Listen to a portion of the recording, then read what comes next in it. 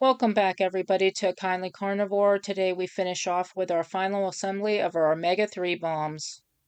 Okay, and then also the recipe calls for about a teaspoon of the Worcestershire sauce.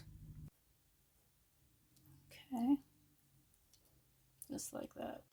Next, you're going to want to take some either lemon juice or lime juice. This happens to be a small lime, to get about a teaspoon or so of juice and put that in your bowl. So what I did is I took my fork and I pricked the lime to open up the cells, and I measured it into my teaspoon measure, and now just putting it in to our batter. Okay, and for the final ingredient are crumbled up pork rinds, okay?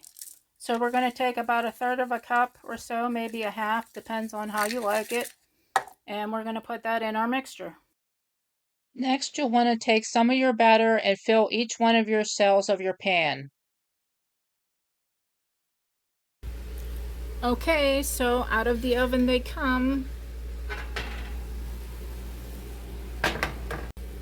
And so now we're going to let these cool just a little bit before we try to take them out of the pan. Okay, folks, here we go with our omega-3 bombs. So you just lift them gently up out of the pan, But when they cool just for a few minutes, they pull away from the sides of the cell. So it's good, just like that.